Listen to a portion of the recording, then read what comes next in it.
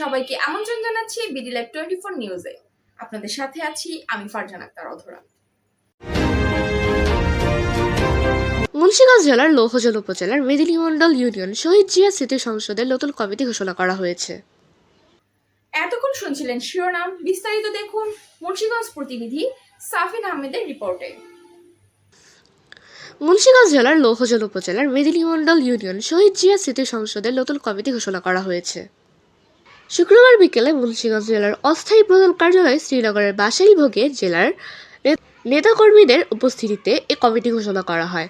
মুন্সিগঞ্জ জেলা শহীদ জিয়া স্মৃতি সংসদের আহ্বায়ক কাজী দেলোয়ার হোসেন ও সদস্য সচিব মোহাম্মদ আলমগীর হোসেন আরমান এর কমিটি ঘোষণা করেন। মোহাম্মদ অহিদ আকনকে সভাপতি ও রিয়াদ শেখকে সাধারণ সম্পাদক এবং ঝাল্টু আকনকে সাংগঠনিক সম্পাদক করে 18 সদস্য বিশিষ্ট নতুন এই কমিটি ঘোষণা করা হয়। শ্রীনগর উপজেলা শহীদ জিয়া স্মৃতি সংসদের সভাপতি মোহাম্মদ আলমগীর হোসেনের সভাপতিত্বে ও সাধারণ সম্পাদক মোহাম্মদ শহীদ দেওয়ানের সঞ্চালনায় এক আলোচনা সভায় বক্তব্য রাখেন। মুন্সিগঞ্জ জেলা শহীদ জিয়া স্মৃতি সংসদের আহ্বায়ক কমিটির সদস্য বাচ্চু শেখ, মোহাম্মদ কালু সর্দার। এই সময় অন্যান্যদের মাঝে উপস্থিত ছিলেন জেলা আহ্বায়ক কমিটির সদস্য লিমলি বেগম, শাহ আলম শেখ, মোহাম্মদ আনান শেখ, মহিদুল ইসলাম সিজাল, মোহাম্মদ সাদিকুল ইসলাম প্রমুখ।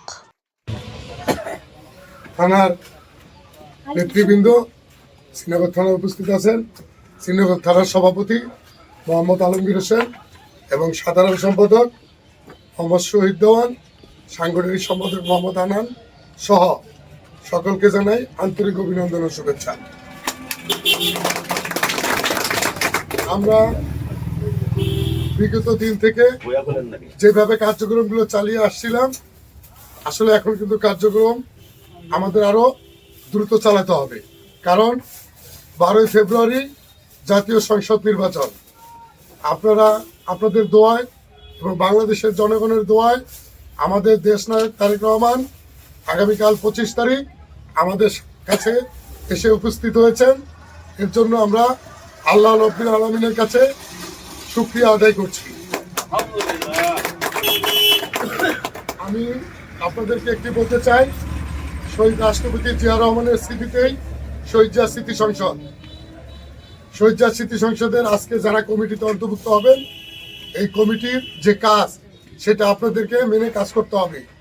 কারণ শহীদ রাষ্ট্রপতি জিয়া রহমানের কর্মকাণ্ড, দেশনেত্রী বেগম খালেদা জিয়ার কর্মকাণ্ড, এগুলো পরিচালনা করাই আমাদের মূল দায়িত্ব। কারণ শহীদ রাষ্ট্রপতি জিয়া রহমানের কর্মকাণ্ড তারা ভিন্ন রূপে দেখেছে। সব সময় তারা একটি ভিন্ন রূপ দেখিয়ে বাংলাদেশকে, এই প্রজন্মগুলো এবং এই নেতাদেরকে দাবিয়ে রাখা হয়েছিল বাংলাদেশে।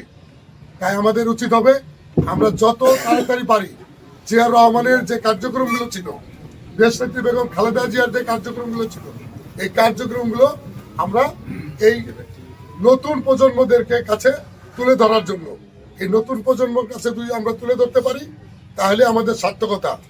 আর সামনে যে নির্বাচন, এই নির্বাচনে সকলের কাছে আমার অনুরোধ, কারণ বাংলাদেশে এখন 17 বছর যেহেতু বিএনপি নির্বাচন করতে পারে নাই, তাই বিএনপি। এতক্ষণ আমাদের সাথে থাকার জন্য ধন্যবাদ।